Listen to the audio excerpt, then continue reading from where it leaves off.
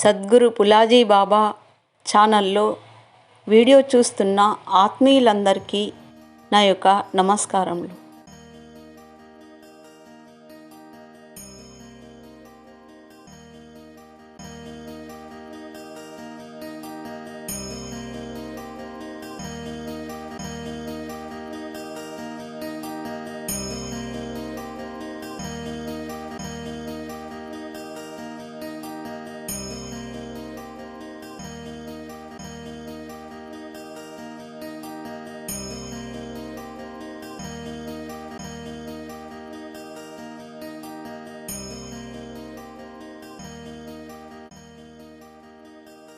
నేను వేస్తేకే నా కొడుకు మన తగ్గిస్తున్నాను నేను వేస్తేకే से बाबा छुड़ाई के तो इके छुड़ाए तो चटके ने भेंगे तोस्टर ओसी को चटके ने पूछतो छुड़ा इच्छित भेंगे आखिरी भेंग पैर ध्यान तान लासिन ध्यान केवल मनता इंजर काली काइटे श्वास बात इसले श्वास बात यू कर निज जरूर पर छूटता अंटिके मग तेलंगाना वाता कैसे कि अंटिके तेलंगाना वाता यू कर छूटता उत्तर 2 घंटा समाधि रूप मतो बाबा बताइले इके ಇದು ವಾಡಿನ ಮೇಲೆ बताइले ಚಿರ್ಪಿಟ್ ಕೈಟ ದೇಶ ಇಚ್ಚಾತಿ ಇದ ಮಲ ಸಮಾಧಿ ಫಸಿದ ಇದು ಆತರಯೋ ಅಸಿ ತೋರ್ಗೆ ಇಚ್ಚಿದಿ ತೇನ್ ಲಾಸಿನ ವೇಚರ್ ಮಂತನು ಭಕ್ತದ ಲಾಸಿನ ನಡೆಸರ್ ಮಂತನು ಇದ್ ಬೇಕಿ ಪುಣ್ಯ ಭೂಮಿ ತಗ ಹೋಯ್ವಾಲ್ ಬೇಕಿ ಮಾರ್ಗಾಂದು ಮೋಕ್ಷ ಮಾರ್ಗನಾಗ ಹೋಯ್ವಾಲ್ ಮಾರ್ಗಾಂದು ತಾನ್ ಲಾಸಿನ ಗುರುಜಿ ಮೇಲ ಶಾಡಸರ್ ಮಂತ ಜನತತ್ ಲಾಸಾಡಸರ್ ಮಂತ ಚುಪ್ ಕೈಟೈ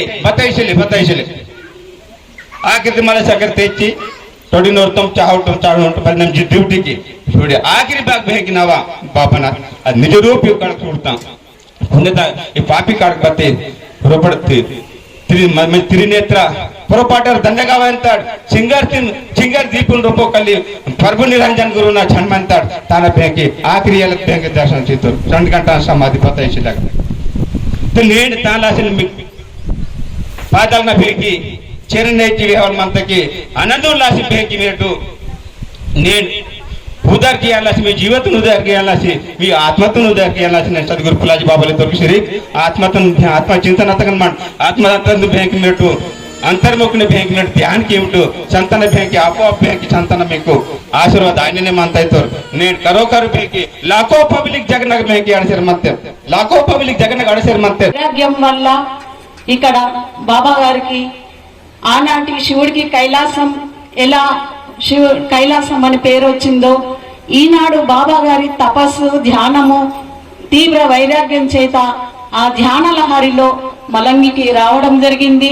అందుకనే ఈ మలంగి గ్రామానికి ఈ మలంగి తపోభూమి ఎక్కడైతే బాబా గారు ఒక అంజనా వృక్షం కింద 12 సంవత్సరాలు ధ్యానం చేశారు ఆ భగవంతుని సాక్షాత్కారమైంది. మళ్ళీ నదికి కూడా బాబా గారు శక్తిపాతం కావడం జరిగింది. అందుకనే ప్రతి ఒక్క భక్తజనులు వారి వారి కల్పవృక్షం కామధేను లాగా ఆ నీళ్ళల్లో ఎవరైతే స్నానం ఆచరిస్తారో ధ్యానం చేస్తారో నిష్కల్మషంతో వారి వారి లోపల తాపము రోగాలు మానసిక బాధలు దూరమవుతాయని బాబా గారు గణపతి గురుజీకి చెప్పడం జరిగింది. అందుకనే ఆ రోజు నుండి రావడానికి బాబా గారు ముందు మొదటి రోజున అదే రేపు గురువారం రోజున బాబా గారు 7 గంటలకు మాతాజీకి చెప్పి నేను మహాలోతికి మహాదేవ్ దగ్గరికి వెళ్తున్నా అని వచ్చి ఇక్కడ ముందు అప్పుడు రూట్ లేకుండే కానీ బాబా ఇక్కడికి వచ్చి ఆ తెలంగాణకనే రాత్రంతా ఒక వృక్షం కింద కూర్చొని ధ్యానంలో నిమగ్నం అయిపోయారు. అంటే ఆ భగవంతుడు మహాత్ములను ఏదో ఒక జగత్ కళ్యాణం కోసం ఇక్కడికి అవతరింపజేస్తారు. తీవ్ర వైరాగ్యం కల్పిస్తారు, కష్టాలు కల్పిస్తారు. ఎన్నో బాబా గారికి సంఘటన మహాత్ములు కావడానికి చాలా చాలా చాలా ఇట్లా బంగారాన్ని కొలిమిలేసి ఆ కంసాలి ఎలా కొడతాడో అలా మహాత్ములను కూడా భగవంతుడు అలా కష్టాలు వైరాగ్యాలు నిందలు ఎన్నో కావు ఈ జనుల నుండి. మంట పెడితే బాబా గారు వెళ్తానన్నాడు. వద్దు అంటే గ్రామస్తులు భయపడిపోతారు. మంటలోకి వెళ్తా అంటే ఎవరైనా పంపిస్తారా? చూస్తూ వద్దు బాబా మీరు మంటలోకి వెళ్ళండి మాకు భయం వేస్తుంది కానీ మీరు అగ్ని చల్లార్చిన తర్వాత మీరు అప్పుడు వెళ్ళండి అంటే మంటలన్నీ ఆరిపోయిన తర్వాత ఖాళీ జాగాలో అప్పుడు బాబా టవల్ వేసుకొని గంట వరకు ఆ వేడి స్థలంలో ధ్యానం చేయడం జరిగింది. ఒక్క అగ్నిక్క కూడా బాబా గారికి ఏమీ కాలేదు. అంటే చల్లగా ఒక తల్లి ఒడిలో పాపలు ఎలా హాయిగా ఆనందంగా ఇదైతారో అలా బాబా గారికి పంచాగ్ని యోగ సాధన ద్వారా తన అనుభవాన్ని, సహజ యోగ అనుభవాన్ని పొందగలిగారు. కాబట్టే ఇక్కడ మలంగి దివ్యక్షేత్రం మనకు భక్తులందరికీ బాబా గారు ఇవ్వడం జరిగింది. అందుకనే ప్రతి సంవత్సరం ఇక్కడ మళ్ళీ అదే చలికాలం బాబా గారికి వేడైతే మనకేమో అనుభవాలతోటి మనుషుల నుండే మహనీయులు సంత మహాత్ములయ్యారు ఈ రోజు. అందుకనే బాబా గారు ఇక్కడ కూడా అంటే యోగ సాధన చేశారు. చైత్రమాసి తాపత్ అగ్ని ఠండీ ఋతు జోపత్ అంగన అతి పావశాలి ఘేతే శ్రీ పావన్ అని చైత్రమాసం మే నెలలో ఎండలు ఘోరంగా, ఎంత ఘోరంగా ఎండలు ఉంటాయంటే మనము ఏసీలు కూలర్లు అన్ని పెట్టుకుంటే మనకు అప్పుడు చల్లదనం కలుగుతుంది. కానీ బాబా గారికి అంత మే నెలలో చైత్ర మాసంలో కూడా తనకు చెమటలు రావడం జరిగింది. అంటే వేడి చలి పెట్టడం జరిగింది. ఆ చలి పోవాలి అంటే మరి ఏం చేయాలి? చలి బాగా అవుతుంది బాబా గారికి. ఇంట్లో ఏం చేశారు? ఒక అగ్ని వేసుకొని నాకు ఇలా ఎందుకు అవుతుంది, మీకందరికి చెమటలు వస్తే నాకు చలి పెడుతుంది అని. ధనము సంపద ఏది పనికి రాదు, నిర్మలమైన మనస్సు హృదయమే మనకి ఇక్కడ బాబా గారి దగ్గర అవే సంపద. బాబాకి ఇచ్చే దక్షిణాలు మనం కానీ వేరేది కాదు. అందుకనే చెప్తున్నాను, ప్రతి ఒక్కరూ ఇక్కడ నిష్కల్షమైన మనస్సుతో మనము బాబా గారిని ధ్యానం చేసిన కొద్ది రోజు అందరికీ అలవాటే ఉంది, ప్రతినిత్యం ధ్యానం చేస్తారు.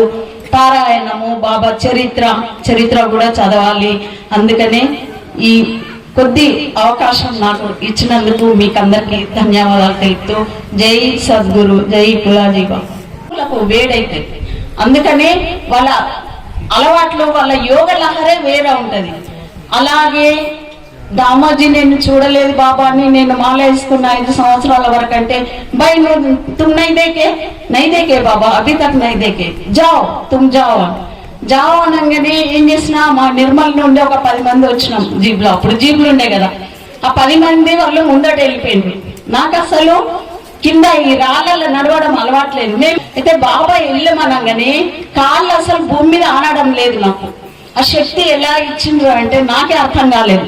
భూమి మీద కాదు, అనామాత్రం వెళ్ళిపోతున్నది నా కాళ్ళు. అప్పుడు ఇందే రోడ్డు ఉండే కదా. అయితే వాళ్ళ వచ్చిన 10 మంది ఈ రూట్కి వెళ్ళిపోతే నేను అక్కడ తప్పిపోయితే ఒక చిన్న పాప, వాళ్ళైతే ఎటైతే వెళ్ళిండ్రో ఆ చిన్న పాప అక్కడ కూర్చున్నది. అంటే ఆమె ఏం చెప్తలేదు, ఎందుకు కూర్చున్నావు అంటే నాకు కడుపు నొస్తుందా అంటే నేను కూర్చున్నానన్నది. అరే కడుపు నొస్తుందా, మరి ఇంతకుముందు వచ్చిన వాళ్ళు ఎటు పోయినరు అంటే ఆంటీ ఈ సైడ్ పోయినరు, నేనేమో ఆ సైడ్ వెళ్తున్నా. చూడండి, అలాగే నేను ఈ సైడ్ వెళ్ళిపోయినా ఆ సైడ్ వెళ్ళేదాన్ని బాబా తప్పించిండ్రు. నేను అటు వెళ్ళగానే కొద్ది దూరం ఇంత వెళ్ళినా కొద్దిగా మళ్ళా వెనుకగా చూస్తే ఆ పాప నడుచుకుంటూ వస్తున్నది. ఎందుకు పాప ఇప్పటి వరకు నువ్వు కడుపు నొస్తుందని కూర్చున్నావు కదా, మరి కడుపు నొస్తుంది అంటే లేదా అంటే ఇప్పుడు కడుపు నొప్పి తగ్గిపోయింది నాకు అంటే. బాబా లీలలు ఎలా ఉంటాయంటే భక్తులను రక్షించడానికి ఆ పాపను అక్కడ కూర్చోబెట్టిండు. నేను తప్పిపోతాను, ఆ రూట్లోకి వెళ్తుంటే నేను పక్క దాంట్లోకి వెళ్ళి అయితే ఆమె మళ్ళీ కడుపు నొప్పి తగ్గిపోయింది వచ్చిందంటే తన కృప తన పిల్లలపై ఎటువంటి వచ్చినా కూడా ఎవరికి ఏ హాని కానీ నష్టం కానీ బాబా ఎటువంటి నష్టం కలగనియడు. అది బాబా పరమ ప్రేమ పిత కృప అంటే అది మన బాబా గారికి చలి ఎక్కువ కావడం జరిగింది ఆ ఎండాకాలం. చలి అట్లా బాబా గారు ఏం చేసిండ్రు, చలి కాచుకుంటూ మళ్ళీ బ్లాంకెట్ కప్పుకున్నా కూడా చలి ఆగడం లేదు. ఆ బ్లాంకెట్ తీసి పక్కకేసి దూరం జరిగిన కొద్దీ చలి దూరం కావడం జరిగింది. ఇదేదో ఉందని అప్పుడు గణపతి గురుజీకి చెప్తే ఇది మీకు మామూలు లేదు, బాబా మీ తుగడోజీ మహారాజు సాక్ష్యం మీది ఉంది.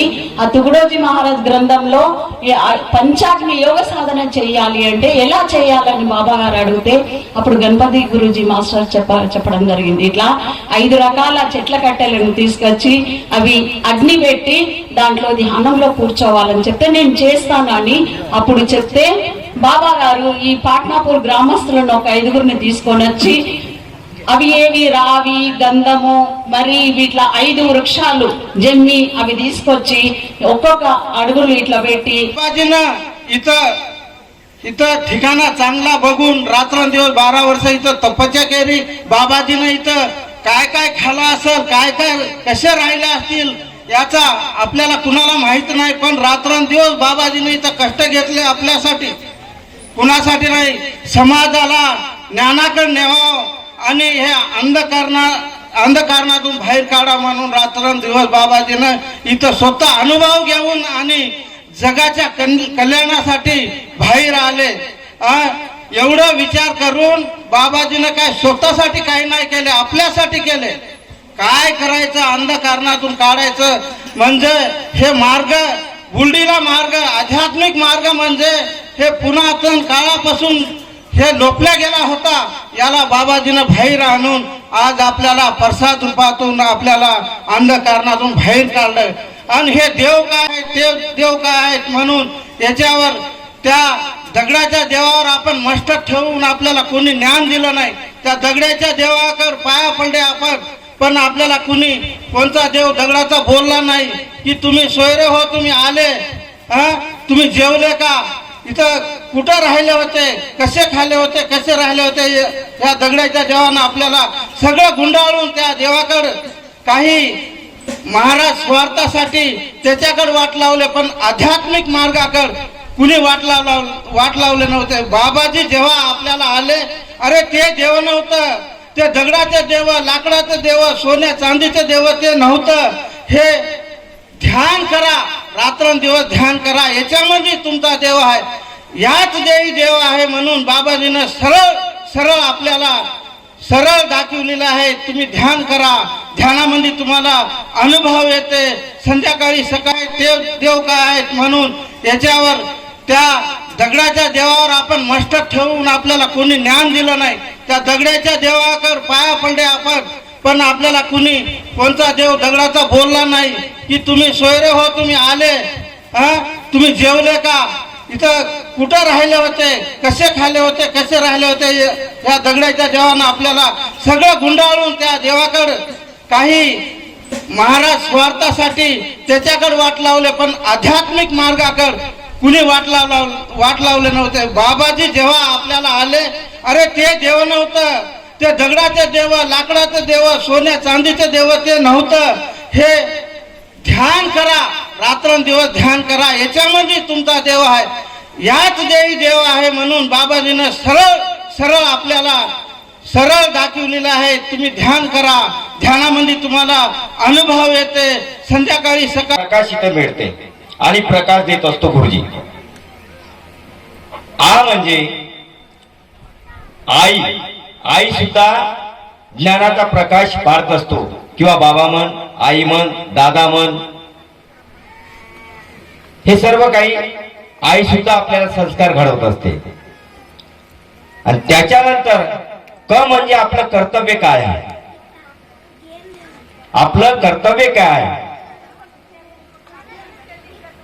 हे समजून येते माणसाला. म्हणजे खरोखरच आपल्याला काय वागायचं आहे आणि काय बोलायचं आहे, काय चालायचं आहे. म्हणजे मग आपल्याला स्वतःचं गणित करते, दुसऱ्याचं गणित करण्यापेक्षा आपल्याला कोणत्या हिशोबाने वागायचं आहे ते समजून येते. म्हणून बाबाजीने हे सांगितलेलं आहे. लास्ट पर्यंत बरेच काही प्रश्न आहे, यज्ञपर्यंत आपल्याला सांगता येते, परंतु टाइम कमी आहे. दाखवून देणं म्हणून पवित्र झालो. ह्या जेव्हा गोष्टी आपण समजून घेऊ शकणार नाही तेव्हा पवित्र हे कुणाला नाव देऊ. क्या भगवंतानं तिथली मलंगी भूमी पवित्र केली असं म्हणून समजायला पाहिजे का फुलाजी बाबानं पवित्र केली का, नाही तर त्याच्या वाणीने जेवढे एक भक्त इथं पावन झाले, त्याच्या आचरणामध्ये वागले, त्याच्यामुळे पवित्र झाले. तर याला थोडं जाणून घेऊ की ज्या माणसानं इथं येऊन जे या सृष्टीला जाणून घेतलं, या भूमीला जाणून घेतले, ते जीवजंती जाणून घेतले आणि आपलं स्वतःचं जीवन जाणून घेतलं, तेव्हा त्यांना वाटलं की जसं जीव जंतू जगत आहे, हे माणूस मी माझं जे पृथ्वी तलावर आहे असं जगत आहे, हे माझाच प्रपंच, माझाच व्यवहार, माझेच मुलं, माझ्यासाठी संपत्ती, जगासाठी हे काही देऊ शकत नाही. म्हणून त्यांनी फुलाजी बाबांना असं ज्ञान दिलं की बा अरे हे जीव जंतू मी दामाजीला डोळ्यानं बघितले, त्यांच्या काळ आहेत, चिमण्याला मुलं बाळ आहेत, त्या मासुळीला मुलं बाळ आहेत, पण त्याचा रक्षक असा कोण आहे ते त्यांना जाणून घेतले की परमेश्वर म्हणायचं कोणीतरी या पाच तत्वाला जसं तुला चालवतो तसं आहे. म्हणून आम्हाला जेव्हा बाबाजीने हे रहस्य सांगितलं तर तेव्हा आम्ही या जमिनीला येऊन ज्ञान ऐकून त्याच्या ज्ञानेमुळे आम्ही पवित्रही ठेवली. फुलाजी बाबांना मी पवित्र केले असा शब्द पुस्तकामध्ये नाही. जेव्हा आम्ही त्यांना जाणून घेतलं की हा फुलाजी बाबांना जेव्हा आमचं जीवन सार्थक केलं म्हणून आम्ही तिथं ज्ञान घेतल्यामुळे आम्ही पवित्र ही शब्द दिला. तर जीवनाला जाणून घेऊ. आमचे अगोदरचे काका बोलले होते अंतरी देव आहे, अंतरी देव आहे. मी जेव्हा अगोदर होतो तर मी मेकॅनिक होतो तेव्हा मी देव या शब्दाला मला राग येत होता. देव म्हणजे काय बा, देव म्हणजे वस्तू काय आहे, देव देव देव देते, देव अंतरामध्ये आहे काय आहे. खूप वर्ष लागलं पण आता मी काकाच्या गोष्टीच्या पुढे इथं आले तर त्या काळामध्ये तर मग येत राहत होते, जात राहत होते. तर मी आणि गणा गुरुजी त्या काळामध्ये मी छोटा असेल म्हणजे एक 7-8 वर्षाचा असेल असं वाटते मला. तेव्हा मी त्याच्यासोबत आलं तर ते फर्स्ट तिथं जाळी आहे ना आता त्या जाळीमध्ये तिथं बसून होते. तर तिथं बसून राहायचे आणि गणा गुरुजीला म्हणायचे की बाबा माझ्या उन्हाळ्याच्या या टायमामध्ये माझ्या अंगाची आग होते गुरुजी. तर असं काऊन होते मला काही समजतच नाही. तर गणा गुरुजी जे होते त्यांना थोडस ते अभ्यास होता ना संतांचे, महाराष्ट्राचे थोडस व्यक्ती म्हणजे संतांची भूमी आहे आणि ते शिक्षक होते आणि त्याला आध्यात्मिक सुद्धा गणा गुरुजीला मी सोपवता. तर त्याने म्हणले बाबा ग्रंथामध्ये असं लिहून आहे की जर असं त्या तुकडोजी महाराजाचं जे एक भजन आहे ना आताच इथं ताईबाईने आपल्या कमलाकानं थोडं म्हणलं मला ते येत नाही. तर असं त्याचे एक प्रमाण आहे म्हणजे मी डोळ्यानं बघितलं तेव्हा ते गणा गुरुजी होते आणि राघोजी म्हणून एक त्याने बी त्यांची युवाई होती राघोजी, त्यांचे गणा गुरुजीचे त्यांचे मुलं होते पांडुरंग आणि विठ्ठल, ते महाराष्ट्राचे होते. त्या अशी तवाची गोष्ट आहे. आणि मी लहान असल्या नाही ते गायकवाड म्हणून लाकडं फोडत होता. त्या लाकडं म्हणून फोडून दिले, त्याचं नाव होतं गायकवाड. आणि त्याने लाकडं फोडून दिले आणि ते पळून गेला. त्याला वाटलं बाबा उद्या काही झालं तर माझ्यावर बल्ला येते म्हणून ते निघून गेला. आणि मी लहान असल्यामुळे मला थोडं बाजूला काढलं, तू बघू नको म्हणून मला थोडं या बाजूला आणलं आपल्या इकडल्या बाजूला वरी. पण मी ते पेटल्यानंतर हळूहळू जाऊन बघत वाकून जाऊन मी बघितलं ते. तर त्याला पुरा अंगाला त्याच्या हे आला होता म्हणते, पुरा घाम आला त्याच्यामधून. तर हे असं त्याने त्याच्यानंतर त्याने त्या जिथं ध्यानाला बसत होते तिथं बसल्यानंतर